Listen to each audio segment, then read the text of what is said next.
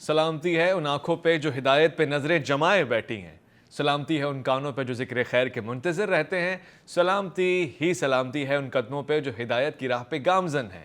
السلام علیکم ورحمۃ اللہ وبرکاتہ۔ آپ دیکھ رہے ہیں الف لام میم۔ میں آپ کا میزبان محمد اویس ربانی تہہ دل سے آپ کو کہتا ہوں خوش آمدید۔ تمام تعریفیں خدائے بزرگ و برتر کے لیے جو اکیلا ہے، جس کا کوئی شریک نہیں۔ درود لامحدود محبوب رب الودود، راحت العاشقین مراد المشتاقین، حضرت محمد مصطفیٰ، آپ کی آل پاک، آپ کے جانثار انصار اور اصحاب پر۔ خواتین و حضرات، میری ہمیشہ سے ایک کوشش رہتی ہے کہ کنفیوزستان سے نکال کر علمستان تک لے کر آؤں، ہدایتستان کا سفر آپ کو کراؤں اور پریشانستان سے دور رکھوں۔ اسی لیے آج الف لام میم میں موضوع کا انتخاب بڑا خاص ہے، موسیقی اور اس کی اہمیت، اس کے اثرات چاہے منفی ہیں یا مثبت، اس کی خاص طور سے جو لت ہے وہ صحیح ہے، جائز ہے۔ بہت سے لوگوں کا کہنا ہے کہ موسیقی روح کی غذا ہوتی ہے۔ اگر یہی غذا روح کو مل رہی ہے تو پھر ایمان توانا ہو رہا ہے، تندرست ہو رہا ہے یا بیمار ہو رہا ہے؟ یہ کون سی روح ہے جس کی غذا موسیقی ہے؟ اور اگر ہے تو پھر کس حد تک منفی اور مثبت اثرات اس کے رہتے ہیں؟ میں اور آپ کس حد تک اسے سن سکتے ہیں، کس حد تک اس سے فائدہ اٹھا سکتے ہیں، اور پھر ان کی کون سی ایسی غلطیاں یا لانگ ٹرم نقصانات ہیں کہ جن کو ہمیں پیش نظر رکھنا چاہیے اگر ہیں تو۔ خواتین و حضرات، اسی موضوع کی حساسیت کو سمجھتے ہوئے آج کے مہمان بھی خاص ہیں۔ میں خوش آمدید کہنا چاہتا ہوں ہمارے درمیان چیئرمین روحانی سوشل ویلفیئر موجود ہیں، جو طب نبوی کے اوپر بھی بڑا کام کر چکے ہیں اور بہت سارے ٹیلی ویژن اسکرین پہ آپ ان کو دیکھتے ہیں۔ ڈاکٹر شیخ محمد مبشر عالم صاحب، السلام علیکم ورحمۃ اللہ۔ وعلیکم السلام ورحمۃ اللہ وبرکاتہ۔ خوش آمدید کہتا ہوں۔ ساتھ ہی ہمارے دوسرے مہمان اسلام آباد اسٹوڈیو سے موجود ہمارے ساتھ، آپ مرکزی ترجمان ہیں وفاق المدارس العربیہ پاکستان کے اور چیئرمین ہیں مدارس فاؤنڈیشن پاکستان کے، مولانا عبدالقدوس محمدی صاحب، السلام علیکم ورحمۃ اللہ۔ وعلیکم السلام ورحمۃ اللہ وبرکاتہ۔ سب سے پہلے تو میں ڈاکٹر شیخ مبشر عالم صاحب آپ سے پوچھنا چاہتا ہوں، موسیقی ہے کیا؟ اس کے اثرات اور خاص طور سے شریعت میں اس کی کس حد تک اجازت ہے؟ معاشرے میں اس کو کس حد تک پسندیدہ اور ناپسندیدہ قرار دیا ہے؟ اعوذ باللہ من الشیطان الرجیم، بسم اللہ الرحمن الرحیم۔ بہت شکریہ اویس ربانی صاحب، اور ایک ایسا آپ نے موضوع کا انتخاب کیا جو دور حاضر میں جس کی اشد ضرورت ہے جی، اور لوگوں میں، چونکہ آپ کا یہ پروگرام بھی پبلک سروس پروگرام ہے تو لوگوں کو آگاہی ہونی چاہیے، اور آپ نے ایک بہت بڑے جید عالم دین اسلام آباد سے بھی لیے، مولانا صاحب کو بھی لیا۔ تو پہلے تو یہ سمجھ لیں کہ موسیقی دور جدید میں نہیں بلکہ دور قدیم سے چلی آ رہی ہے، ایسا ہی ہے۔ اور دیگر مذاہب میں بھی اس کا اتنا رواج ہے کہ ان کی عبادتیں جو وہ اپنے طور پہ عبادتیں کرتے ہیں وہ اس کو شامل کرتے ہیں، میوزک کو، اچھا، موسیقی کو۔ جیسے ہندوازم کے اندر جو بھجن ہوتے ہیں صحیح، ان میں موسیقی کو شامل کرتے ہیں، صحیح، اس طرح کرسچن جو ہیں وہ موسیقی کو شامل کرتے ہیں۔ صحیح، لیکن دین اسلام ایک واحد دین ہے اچھا، جس میں آقا کریم صلی اللہ علیہ وآلہ وسلم نے اس کو حرام قرار دیا، اچھا، کہ موسیقی کو سننا، گانا بجانا یہ مکمل حرام ہے۔ ناپسندیدہ حرام۔ اچھا، ناپسندیدہ بھی عمل ہے اور حرام بھی ہے، اور یہ گناہ بھی ہے۔ اچھا، جب حرام ہے تو گناہ بھی ہے۔ صحیح، اب اس میں یہ دیکھا جاتا ہے کہ اس میں ائمہ اکرام جو ہیں وہ کیا فرما رہے ہیں۔ حضرت امام جعفر صادق علیہ السلام ارشاد فرماتے ہیں کہ جو موسیقی سے لگاؤ رکھتے ہیں جی، اور بڑے ذوق و شوق سے سنتے ہیں اور گاتے ہیں، بجاتے ہیں، تو دوزخ میں جی، ان کے کانوں میں سیسا پلایا ہوا جو لاوا ہوگا وہ ڈالا جائے گا، اللہ اکبر، اس کی سزا۔ یہ سزا ہے اس کی۔ اچھا، ہم ان گناہوں کو گناہ نہیں سمجھ رہے ہیں جی، دور حاضر میں، جی، بڑے سے بڑے گناہ کو گناہ نہیں سمجھ رہے، یہ ہمارے لیے بڑا المیہ ہے، جی، اور کہہ دیتے ہیں ٹھیک ہے جی۔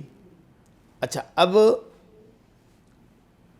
ایک سوال آپ کا یہ بھی ہے کہ کیا روح کی غذا ہے؟ ہاں، اکثر لوگ یہ کہتے پھرتے ہیں کہ جی وہ موسیقی روح کی غذا ہے، جی، جبکہ روح کی غذا نہیں بلکہ روح کو انجرڈ کرتی ہے، یہ اچھا، زخمی کرتی ہے، یہ بیمار کرتی ہے روح کو، لوگوں کو تو اطمینان ملتا ہے، سکون۔ اطمینان نہیں ملتا۔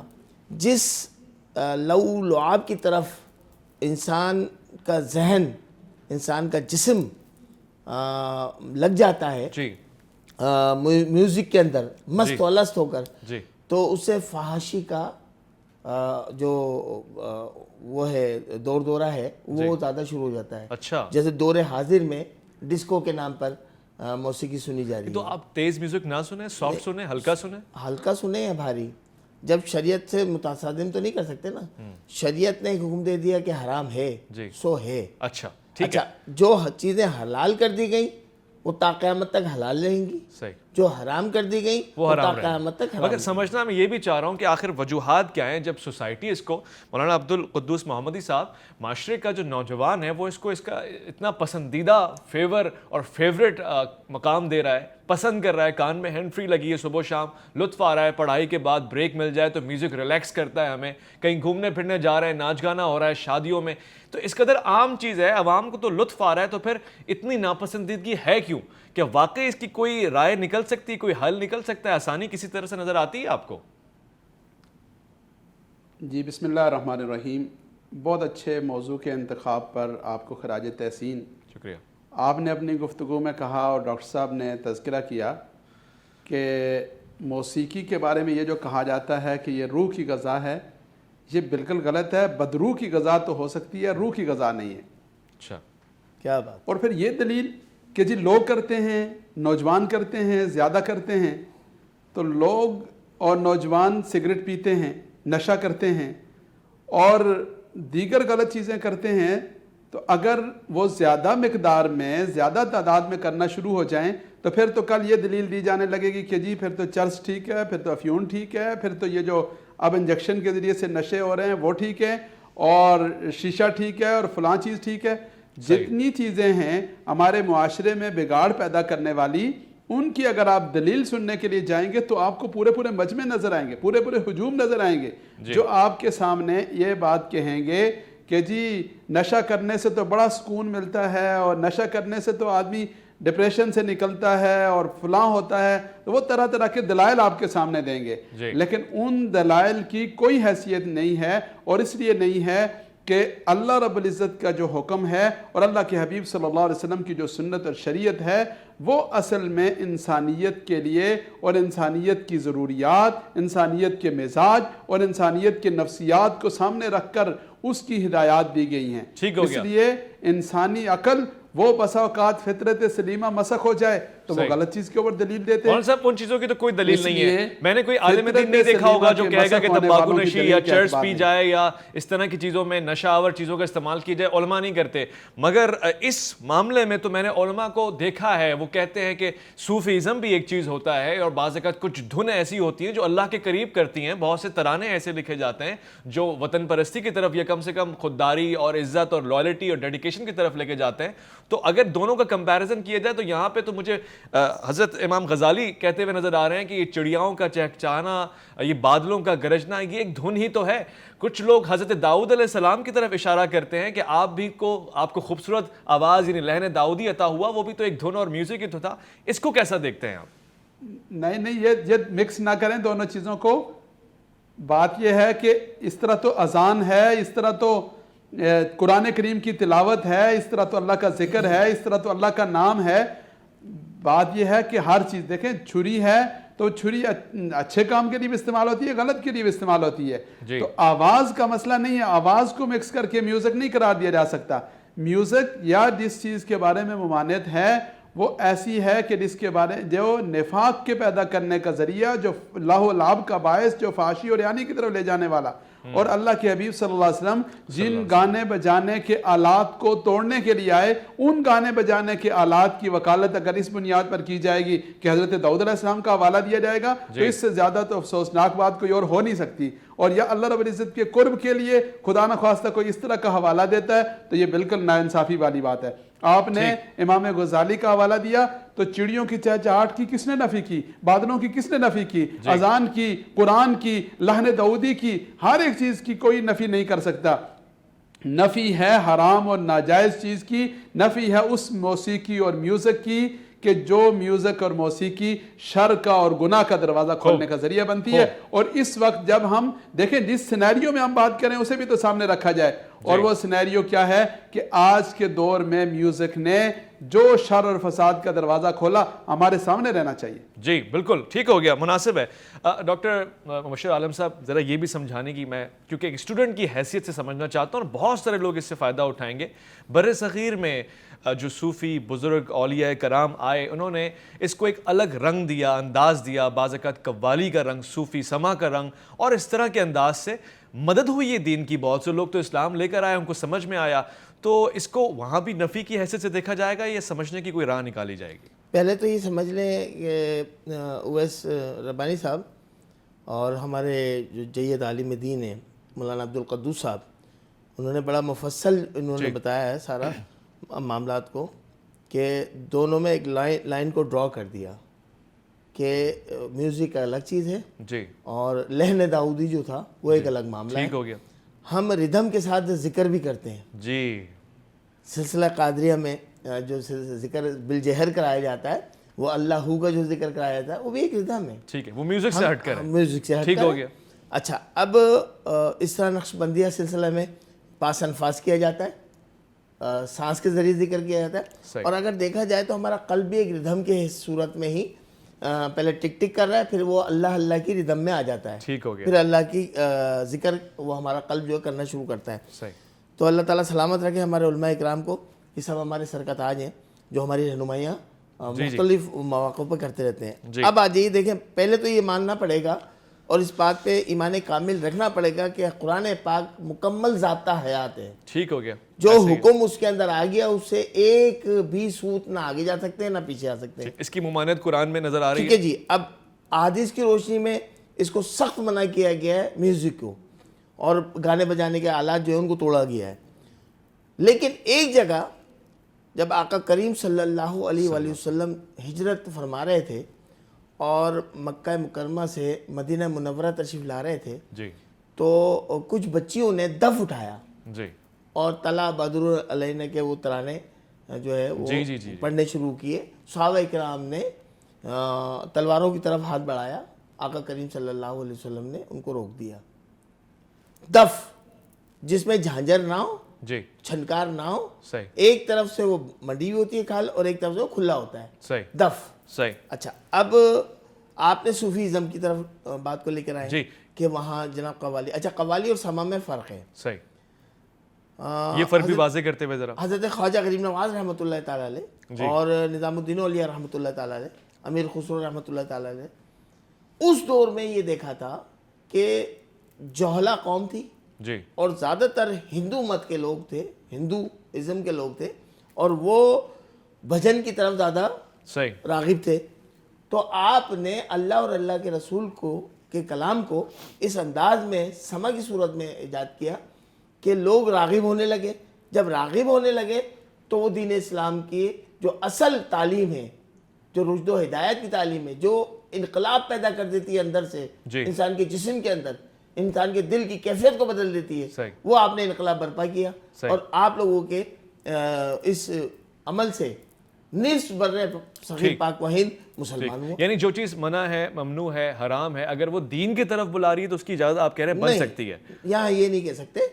میں نے عرض کی کہ سما اور قوالی میں فرق ہے. وہ فرق بھی میں سمجھنا چاہتا ہوں, مختصر سا وقفہ لے رہا ہوں اور سمجھنے کی کوشش کروں گا, اور میں سمجھنے میں کوئی شرم محسوس نہیں کرتا, بعض اوقات ضدی سوال بھی کرتا ہوں. اسی لیے اس پروگرام کا انتخاب کیا ہے, اس موضوع کا انتخاب کیا ہے کہ میرے جیسے اگر کوئی ضدی لوگ ہیں تو وہ سمجھ سکیں, دروازے پہ دستک دے کے, کھٹکھٹ دے کے. الف لام میم میں ایک مختصر سا وقفہ, الف لام میم میں آپ ہی کا انتظار رہے گا.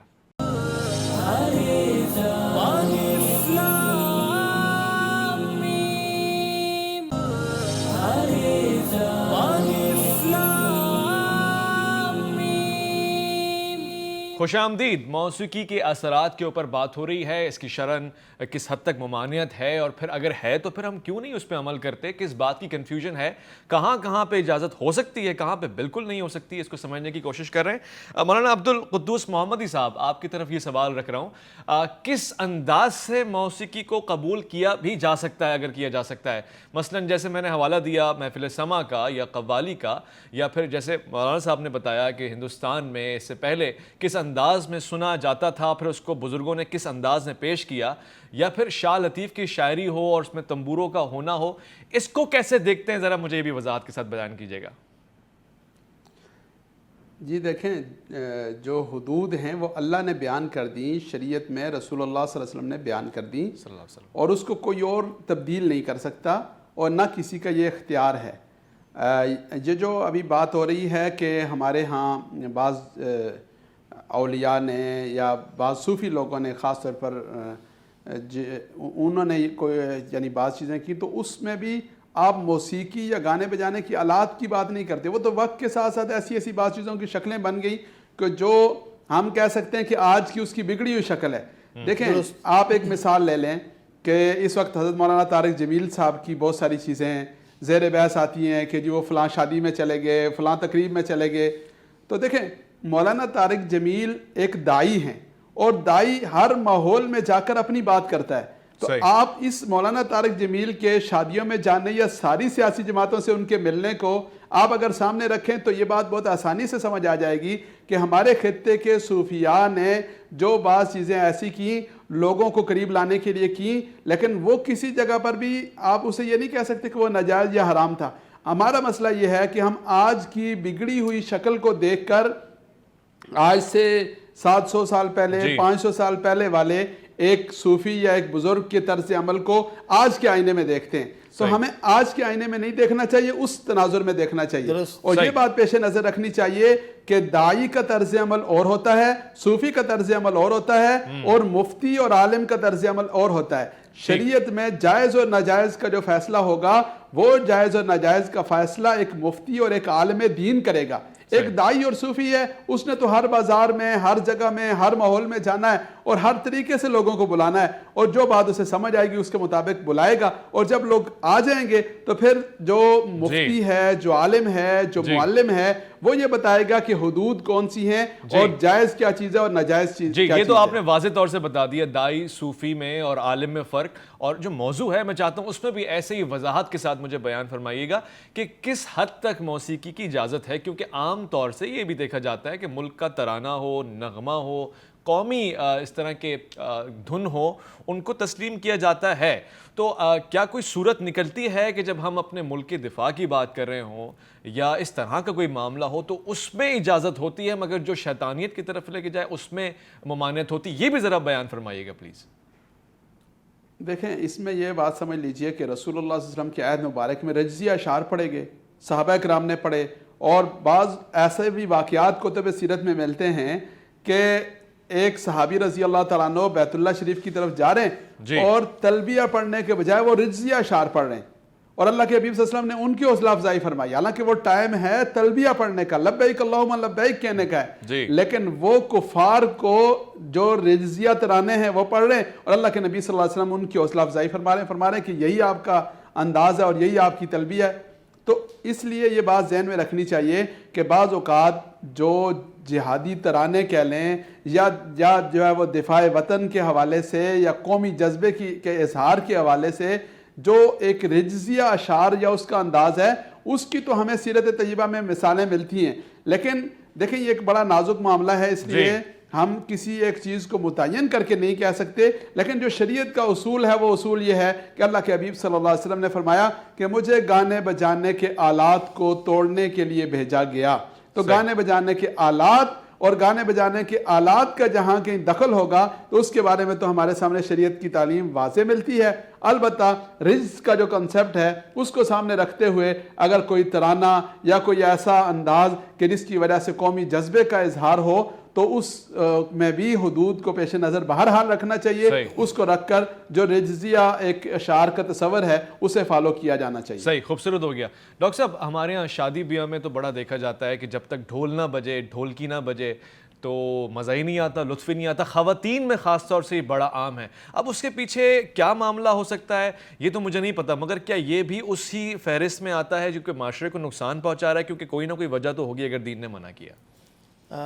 ویسے بانی صاحب، ہمیں اس بات کو مان لینا چاہیے اور تسلیم کر لینا چاہیے کہ جو عمل اللہ سے دوری کی اختیار کرا دے اور لو لعاب کی طرف لے جائے, فحاشی کی طرف لے جائے, عریانیت کی طرف لے جائے اور اللہ کی یاد سے غافل کر دے, جی وہ حرام ہے. صحیح. چاہے وہ شادی بیاہ میں ہو یا معاشرے میں کسی بھی جگہ پہ ہو, صحیح. یا ڈسکو تھیٹر کی معنی میں ہو. صحیح. لیکن آپ ایک بات کا خود بھی بخوبی اندازہ لگائیں گے کہ جب آپ نے کہا کہ ترانے, قومی ملی نغمے یا جنگ کے موقع کے اوپر جو ترانے بجائے جاتے ہیں اور گائے جاتے ہیں, ان سے وطن کی محبت اجاگر ہوتی ہے, صحیح ہے. صحیح ہے. شہادت کا جذبہ بیدار ہوتا ہے, صحیح. غازی بننے کی امنگیں لگ جاتی ہیں. صحیح. اس میں فحاشی, لو لعاب یا نفس کو موٹا کرنے کی کوئی بات نہیں آتی. صحیح. لیکن جہاں یہ جو آج جس دور میں ہم بیٹھے ہوئے ہیں اور آپ ہیں موجود, تو اس دور میں جو ینگ جنریشن جو گانا بجانا کر رہی ہے جی وہ انتہائی خطرناک ہے. خطرناک ہے. وہ اللہ کی یاد سے دوری کی سبب بن رہا ہے اور وہ متنفر ہو رہا ہے دین سے. صحیح. ان سے اگر کہو رمضان میں کہ بھائی آپ نے روزہ نہیں رکھا, جی پیار سے بات کرو, پوچھ لو, جی تو کہتے ہیں کہ ہم بھوکے, کیا ہے ہم بھوکے؟ بھوکے, ہم غریب ہیں جو روزہ رکھیں. اچھا. اگر ان سے پوچھو کہ بھائی نماز کا وقت ہے, چلے آئے نماز پڑھ لیں, جی نماز کو ادا کرتے ہیں, جی تو آپ کر لیجئے, ہمیں ضرورت نہیں ہے. صحیح ہے. تو مگر اس طرح کا کے موسیقی سے کیا الفاظ- تعلق ہے؟ موسیقی کے یہ اثرات مرتب ہو رہے ہیں؟ بگاڑ پیدا کر دیا. موسیقی نے رات دن یہ دھنیں سن کر ان کے ذہن کے, ان کی, میں نے عرض کی تھا کہ ان کی روح بیمار ہو آپ کا گئی. تو طب نبوی سے بڑا گہرا تعلق ہے. مجھے یہ بتائیے نا کہ یہ جو ہیوی میوزک ہوتا ہے, یعنی یہ جو ڈسکو اور یہ جو لاؤڈ وائس میں سنا جاتا ہے, اس کا ذہن سے اور دل پہ ہوتا ہے. اچھا. ہمارے لنگس پہ, ہمارے مائنڈ پہ, ہمارے دماغ پہ یہ برا اثر چھوڑتے ہیں. ہمارے کان کی جو سننے کی طاقت ہے اس کو بہت باریک, بال سے بھی باریک ہماری وینز ہیں, ان کو یہ ڈسٹرب کر دیتے ہیں. اچھا. وہاں ورم آ جاتی ہے. تو نہ تو جسمانی اس میں نقصانات ہیں, صحیح, روحانی. دیکھیں یہ ویسا بتا دوں میں آپ کو جی, کہ سب سے پہلے روح انجرڈ ہوتی ہے, سب سے پہلے روح بیمار ہوتی ہے, جسم بیمار نہیں ہوتا. صحیح. ہمارے جو گناہ ہیں ان کی وجہ سے ہماری روح بیمار ہوتی ہے. اچھا. اور اس کے بعد پھر جسم بیمار ہونا شروع اور پھر اس کے بعد سب چیزیں اختتام کی طرف جاتی ہیں. کی بہت طرف خوب. جاتی ہیں. اچھا میرے ساتھ ڈاکٹر صاحب موجود ہیں اور ساتھ ساتھ مولانا حضرات بھی ہیں. مولوی صاحب میں آپ سے یہ بھی پوچھنا چاہتا ہوں, اب معاشرے میں جو چیز بالکل ایسے چل رہی ہے جیسے کہ صبح و شام اوڑھنا بچھونا یہی ہو, تو اس کے لیے ہماری یہ ذمہ داری بنتی ہے کہ ہم اس کی دوا, اس کا علاج نکالیں. اگر بیمار روحیں ہیں اور موسیقی کو پسند کر رہی ہیں تو وہ علاج کیا ہو سکتا ہے, آلٹرنیٹ کیا ہو سکتا ہے؟ بہت ہی سافٹ امیج کریٹ کرنے کے لیے میں ہارڈ اینڈ فاسٹ انسٹرکشنز کی بات نہیں کر رہا, حرام اور حلال تو ہے, مگر کیا آلٹرنیٹ دیں ینگ نسل کو کہ وہ میوزک سے نکل کر آ جائے, اور کس جگہ پر آ جائے, یہ ذرا بیان فرمائیے گا. جی میرے خیال میں جو سب سے اچھی صورت اس کی ہو سکتی ہے وہ یہ ہے کہ ہم لوگوں کو قرآن کی طرف لائیں, ہم لوگوں کو دین کی طرف لائیں. مجھے ایک دفعہ لیبیا جانے کا موقع ملا جی, اور وہاں ایک مسجد میں نے جمعہ پڑھا, اور میرے برابر میں ایک نوجوان, بالکل وہ یعنی دیکھنے میں کسی طرح یہ نہیں لگتے تھے کہ وہ کوئی مذہبی آدمی ہوں گے یا ان کا کوئی بیک گراؤنڈ مذہبی ہوگا. وہ بالکل یعنی آپ سمجھیں کہ ان کی ظاہری وضاحت ہو سکتا ہے کہ ہمارے ہاں کے ایک ایسے نوجوان کو کہ جس کو ہم بہت بگڑا ہوا کہتے ہیں اس سے بھی زیادہ بگڑی ہوئی ہو. جی, لیکن نماز کے دوران اس نوجوان کی جو کیفیت تھی, جس طرح وہ زارو قطار روتا رہا, مجھے تو سچی بات ہے کہ اس پہ رشک آیا. اچھا. اسی طرح آپ دیکھتے ہیں ہم حرم شریف میں جاتے ہیں, وہاں عرب نوجوان آتے ہیں جن کا قرآن کریم کے ساتھ لگاؤ ایسا ہوتا ہے کہ اس کو دیکھ کر رشک آتا ہے. تو لوگوں کو ایک بات تو یہ ہے کہ قرآن اور دین کی طرف, نعت کی طرف اور خیر کے کاموں کی طرف لایا جائے, اور دوسرا یہ ہے کہ لوگوں کو پازیٹیو ایکٹیویٹیز میں انوالو کیا جائے. یعنی دیکھیں رفائی کام ہیں, ملک و ملت کی خدمت ہے, لوگوں کی خدمت ہے, بہت سارے خیر کے سلسلے ہیں, لیکن بدقسمتی سے ہم نے یہ کر دیا کہ ایک ایک کر کے ایسی چیزیں معاشرے میں رواج دینا شروع کر دی کہ جس کی وجہ سے ہر روز بگاڑ بڑھتا جا رہا ہے. آپ نے شادیوں کا حوالہ دیا تو آپ دیکھیں کہ ہمارے ہاں شادیوں پہ کتنا افسوسناک قسم کے واقعات ہوتے ہیں, اور اس کی بنیاد یہی گانا بجانا بنتا ہے, اور اس کے نتیجے میں نہ اس بات کا خیال کیا جاتا ہے کہ محلے میں کون بیمار ہے, کہاں نماز ہو رہی ہے, کہاں کوئی بچے پڑھائی میں مصروف ہیں, کہاں مسجد کا تقدس ہے، ہر ایک چیز کو پامال کر مولانا دیا. عبدالقدس اور اس محمدی کی صاحب بنیاد، صرف شادیاں یہ نہیں، بنیاد جو ہے وہ اس آپ گانے مجھے بجانے سے یقین اور ہے کہ میوزک سے تائید ہوتی ہے. کریں گے، صرف شادیاں ہی نہیں بلکہ ہمارے یہاں جلسے جلوسوں میں موسیقی اور اس کی دھن ایک لازمی فیکٹر ہے، یعنی جس کے بغیر جلسہ ادھورا رہ جاتا ہے. اور انتہا تو یہ ہے کہ اب مذہبی جلسوں میں یہ بھی اس بڑی قسم کے افسوسناک معاملات بات ہے. پچھلے کچھ عرصے سے اس چیز کو ہمارے جلسوں کا حصہ بنا دیا گیا اور اس کی وجہ سے پوری قوم کو ایک سائڈ پہ چلا دیا. اور میں سمجھتا ہوں کہ اس میں ہماری حکمران جماعت نے سب سے زیادہ کیا اور اس کے بعد پھر کوئی بھی پیچھے نہیں رہا اسے، اور سب نے یہی کرنا شروع کر دیا. تو اس پر جب وہ یعنی سمجھے کہ اس پر بریک لگانی چاہیے، خاص طور پر ان لوگوں کو کہ جو سیاسی جماعتوں کے رہنما ہیں انہیں اس کو کنٹرول کرنا چاہیے. یہ نہیں ہے کہ ایک غلط کر رہا ہے تو باقی سارے اس غلطی کے پیچھے اس کے پیچھے چلنا شروع کر دیں. جی ہم اپنے کردار ادا کرنے کی کوشش کر تو رہے ہیں، مگر میرا اپنا ماننا یہ ہے کہ حرام چیخنے سے کام اگر بنتا ہے تو بہت اچھی بات ہے، مگر کسی طرح سے اس کو آلٹرنیٹ دیا جائے سوسائٹی کو. اور آپ نے بہت اچھی بات کی کہ قرآن کی آیات میں، اس کی تلاوتوں میں اتنا دم ہے کہ عام آدمی کو متاثر کریں. وہ روحیں جو بیمار نہیں ہوئی ہیں، وہ اس کی غذا اگر یہ بن جائے تو یہ غذا من سلوہ سے کم نہیں ہے، یہ بڑی جنتی غذا ہے. مگر اب میں تیسرے فیکٹر کی طرف آنا چاہتا ہوں جو بہت خاص ہے اور پروگرام کا ایک خاص حصہ ہے، یہ موسیقی. اس سے جڑے تمام لوگ جو اس کو روزگار بنا چکے ہیں، اور وہ روزگار اگر دین الہی کی طرف لے کے جا رہا ہے تو اس کا کیا عمل ہے. ایک مختصر سا وقفہ لے رہا ہوں خواتین و حضرات، لوٹ کر آؤں گا. آپ نے بھی لوٹ کر آنا ہے، ریف لامیم میں آپ کا انتظار رہے گا.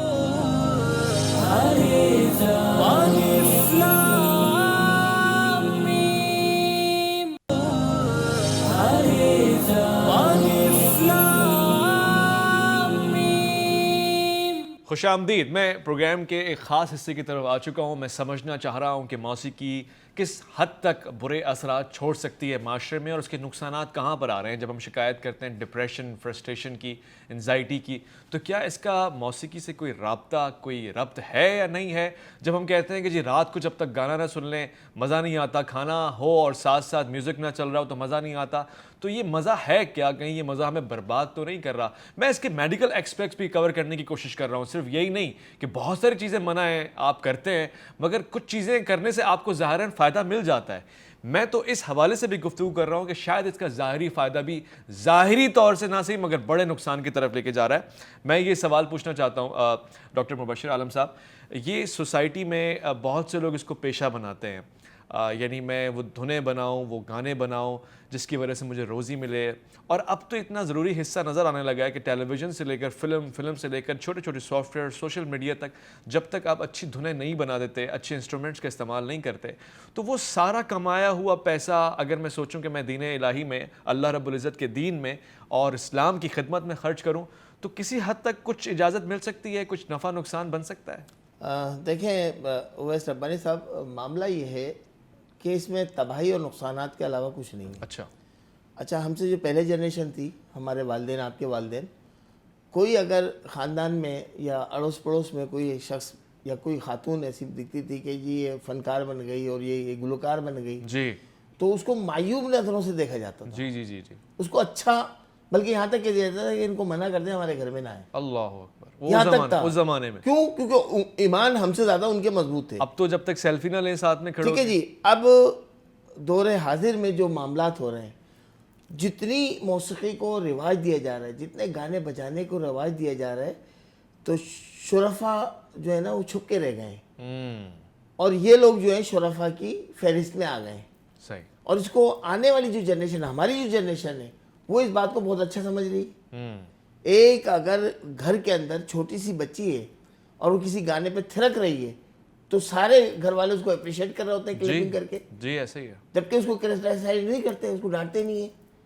تو اس وقت اشد ضرورت ہے کہ جو صوفیزم کا طریقہ تھا، جی، جو اولیاء اللہ کا طریقہ تھا، جی، کہ وہ قرآن سے محبت، قرآن کے نزدیک لاتے تھے. جی. پہلے ذکر اللہ کرا کے اتنا ان کو مشق کرا دیا کرتے تھے کہ ان کے دل اللہ سے واصل ہو جاتے تھے. جی. جو دل اللہ سے غافل تھے وہ واصل ہو جاتے تھے، جڑ جاتے تھے، اور وہ ہر اس برائی کو برائی سمجھنے لگتے تھے جو واقعتاً برائی ہے. خوبصورت ہو گیا.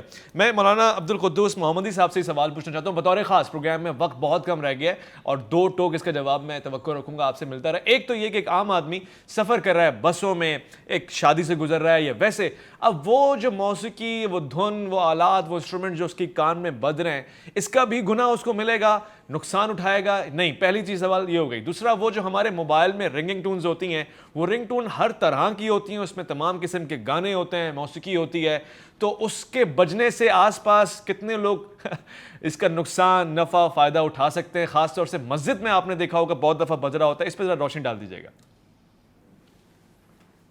جی میرے خیال میں جو پہلی چیز آپ نے پوچھی ہے بسوں میں سفر کے دوران, تو اس کے بارے میں یہ سمجھ لیجئے کہ اپنی بساط کے مطابق برائی کو روکنا چاہیے. پہلے نمبر پر ہاتھ سے روکنا چاہیے, یعنی اسے تبدیل کرنے کی کوشش کرنی چاہیے, پھر زبان کے ساتھ, اور آخری درجہ یہ ہے کہ دل سے اسے برا سمجھنا چاہیے.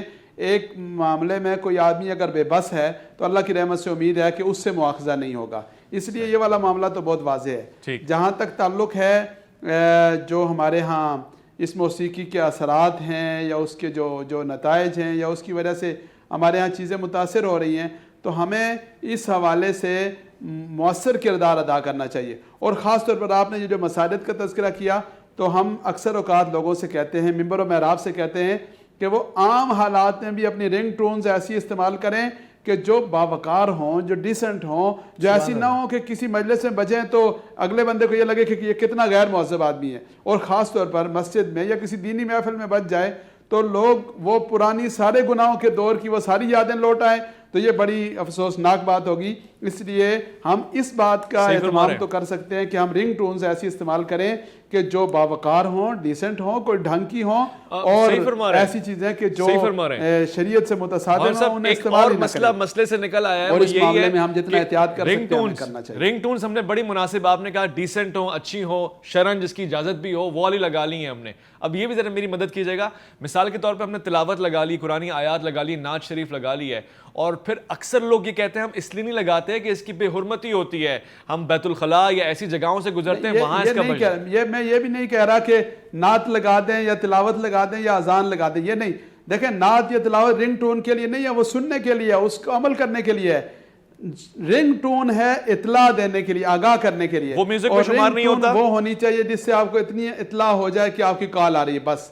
اس کے علاوہ وہ رنگ ٹون نہ تو یعنی وہ اس کے لیے ہے کہ آپ اس میں نعت لگانا شروع کر دیں, اور نہ اس لیے کہ آپ اس میں گانے کی دھنیں لگانا شروع کر دیں. ٹھیک ہو گیا. وہ رنگ ٹون میوزک میں شمار نہیں ہوتی, اس کا گناہ تو نہیں ہے اگر عام طور سے کوئی سمپل سی رنگنگ ٹون بج رہی ہے موبائل والی, یہ ذرا بیان فرمائیے گا.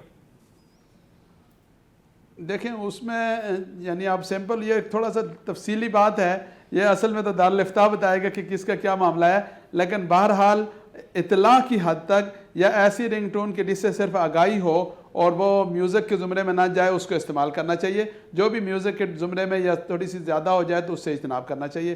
خاص طور پر آپ نے دیکھا ہوگا نا, جو باوقار لوگ ہیں, سلجھے ہوئے لوگ ہیں, پڑھے لکھے لوگ ہیں, تو ان کے موبائلوں پہ آپ نے دیکھا کہ ہلکا سا بس وہ ہوتا ہے کہ جس سے اطلاع ہو جائے. لیکن بعض لوگ ایسے ہوتے ہیں کہ جو عجیب و غریب قسم کی انہوں نے رنگ ٹونز لگائی ہوتی ہیں. تو ہمیں لوگوں میں اب یہ بھی شعور اجاگر کرنا چاہیے کہ وہ اس معاملے میں بھی ذرا تھوڑا سا ڈھنگ کی کوئی چیزیں کرنا شروع کریں. ٹھیک ہو گیا, بہت شکریہ مولانا صاحب آپ کا. یہ آخری سوال ہے اور میرے پاس 30 سیکنڈ رہ گیا. میں یہ پوچھنا چاہتا ہوں, آلٹرنیٹ کی ہم نے بات کی ہے, نئی نسل کے لیے یہ تو آپ نے بتایا کہ جو بیمار روح ہے اس کی غذا موسیقی ہے, جو جاندار روح ہے وہ اپنے آپ کو مزید صحت مند کیسے بنائیں, کیا سنیں, روٹین کے اندر ذرا لے کر آئیں. بالکل, تلاوت قرآن پاک, نماز اور اللہ کا ذکر. اچھا, یہ اللہ کا جو ذکر ہے نا, اس سے یہ روح کی غذائیں, یہ روح کی غذائیں. لیکن نہیں لوگ غذا نہیں لے سکتے, ریگولر نہیں لے سکتے. وجہ یہ ہے نا کہ دوری اختیار کی ہوئی ہے. صحیح. ہماری جو خانقاہیں تھیں وہ رشد و ہدایت کے تبلیغی سینٹر ہوا کرتے تھے. جی جی, آج اتارا سینٹر بن گئے. اللہ اکبر. المیہ تو یہ ہے جی کہ ان صوفیہ کے روپ میں بھیڑی آ کے بیٹھ گئے. جی جی جی, تو ہمیں تلاش کرنا پڑے گا, تلاش کرنا پڑے گا اور ڈھونڈنا پڑے گا, اور دیکھیں جب جستجو انسان کرتا ہے تو اللہ تعالیٰ اس کو کامیابی عطا فرما دیتے ہیں. یہ تو آپ کا مغز ہو گیا. آج کی جستجو کریں گے تو حل مل جائے گا. بہت اچھی بات ہوگی. ڈاکٹر صاحب بہت شکریہ آپ کی بہترین گفتگو کا. میں انتہائی شکر گزار مولانا عبدالقدوس محمدی صاحب آپ کا. خواتین و حضرات, ہمارے آج کے مہمانوں نے بہت آسان کر کے آپ کو سمجھانے کی کوشش کی ہے, اور جتنا آپ سمجھ سکتے ہیں اتنا دوسروں کو بھی سمجھائیں. یہ ایسا وائرس ہے جو معاشرے میں پھیلا ہوا ہے. میں ذاتی طور سے بلکہ پروگرام کے توسل سے آپ سے گزارش کر رہا ہوں کہ معاشرے میں تو اس کے نقصانات پہنچ رہی رہے ہیں, مگر آپ کی اپنے جسم پہ جو اس کے نقصانات آ رہے ہیں وہ بہت زیادہ خطرناک ہیں. خدا ہمیں محفوظ رکھے, کیونکہ میں نے آج جتنا مطالعہ کیا میں نے اس کی نفی دیکھی اور اس کو ناپسندیدہ دیکھا. وہ صرف اس لیے دیکھا کہ جو امت کا نہیں بلکہ پورے عالمین کا خیر خواہ ہے, وہ کچھ دیکھ کے منع کر رہا ہے کہ اس کے نقصانات کہاں کہاں تک جائیں گے. کانوں کا عذاب تو ہے ہی, مگر گمانوں کا عذاب بھی ہے. جب آپ کچھ سوچتے ہیں, تصور میں لے کر آتے ہیں اس دھن کی, اس شاعری کی بدولت, تو اس پہ آپ کے جتنے گناہ ہوتے ہیں وہ سب لکھے جا رہے ہوتے ہیں, کیونکہ یہ وہ دین ہے کہ جس کا حساب کتاب نیتوں کے اوپر ہے. اپنا بہت خیال رکھیے گا, اپنے سے بڑھ کے خیال رکھیے گا ملک پاکستان کا, اس کی نظریاتی حدود کا. اللہ کی امان میں.